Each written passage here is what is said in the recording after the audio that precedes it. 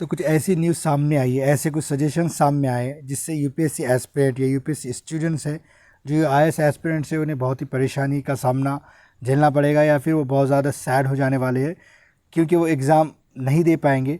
किसके लिए ऐसा सारी चीज़ें सजेस्ट की गई आज हम इस वीडियो में देखेंगे। तो ये देखिए एनडीटीवी की न्यूज़ है।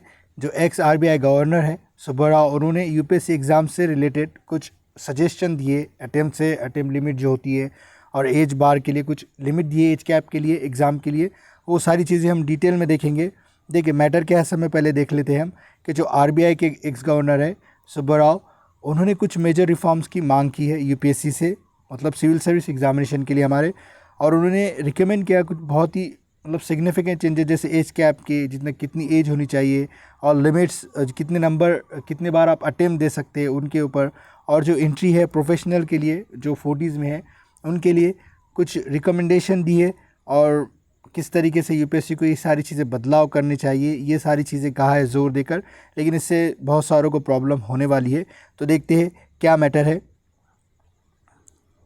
देखो सबसे पहले तो उन्होंने कहा है कि जो यूपीएससी की तैयारी कर रहे हैं जिनकी एज बहुत ज़्यादा हो चुकी है, तो एक तरह से ये उनके जो ह्यूमन पोटेंशियल है वो उसका वेस्टेज है।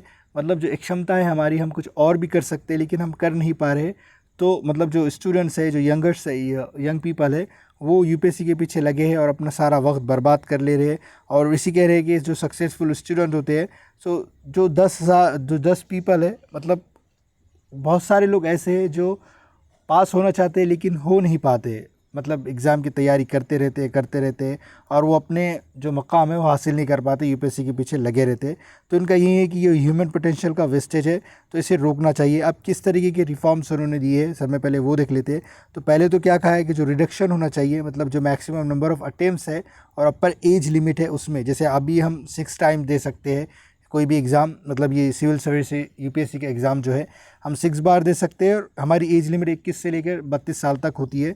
तो इससे रिड्यूस करना है, 3 अटेम्प्ट्स तक रिड्यूस करना है, कम कर देना है। और 27 साल तक ही कोई बंदा है या बंदी है जो क्या करेगा, एग्ज़ाम दे पाएगा। इनका ऐसा रिकमेंडेशन है। तो आप क्या सोचते हैं इसके ऊपर, और इन्होंने ऐसा क्यों कहा है मैं वो भी आपको बताऊँगा। और सेकेंड क्या है कि जो जो स्ट्रक्चर, जो एनुअल टीयर रिक्रूटमेंट होना चाहिए एक्सपीरियंस प्रोफेशनल के लिए जिनकी उम्र 40 से 42 साल के मतलब करीब है, ये लेकिन लैटरल एंट्री की तरह नहीं होगा। यूपीएससी को एक इसके लिए भी सिस्टम बनाना होगा, जैसे आज हमारे यूपीएससी के एग्ज़ाम होते हैं स्टूडेंट के लिए, यूपीएससी एस्पिरेंट के लिए, इस तरीके से। और उन्होंने कहा है कि जब 1970 में ये एग्ज़ाम देते थे, इनका खुद मतलब एक्सपीरियंस शेयर किया है कि जब एज लिमिट कितनी होती थी, 21 से 24 के बीच में ही होती थी।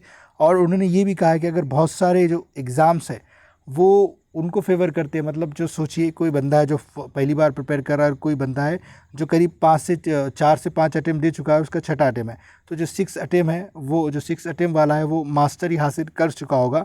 तो ये जेन्युइन एप्टीट्यूड की जो फर्स्ट वाला है उसके जेन्युइन एप्टीट्यूड के खिलाफ है, अनफेयर है, ऐसा इनका कहना है। और ये भी कहते हैं कि जो साइकोलॉजिकल बर्डन भी होता है एक तरह से, कि कोई इंसान है जो 21 साल से तैयारी कर रहा है और उसकी उम्र अभी 30 हो गई, 31 हो गई है, तो उससे फाइनेंशियल बर्डन होगा, घर को कैसे संभालेगा, शादी कैसे करेगा, बहुत सारी चीज़ें उसके दिमाग में होती है जिससे उसका पोटेंशियल, जो ह्यूमन पोटेंशियल है जिसे वो करना चाहिए था वो नहीं कर पाता है। तो इसको सारे चीज़ें नज़र में रखते हुए यूपीएससी को चाहिए कि वो जो एज लिमिट है और जो अटेम्प्ट्स की लिमिट है वो कम कर दे, ऐसा इनका कहना है। तो आपका क्या कहना है मुझे बताएं, और आपका कितना अटेम्प्ट है, क्या एज है, वो भी आप लिख सकते हैं। आपके दुख सारे शेयर कर सकते हैं आपके कमेंट में। तो अगर वीडियो पसंद आए तो वीडियो को ज़रूर लाइक करें।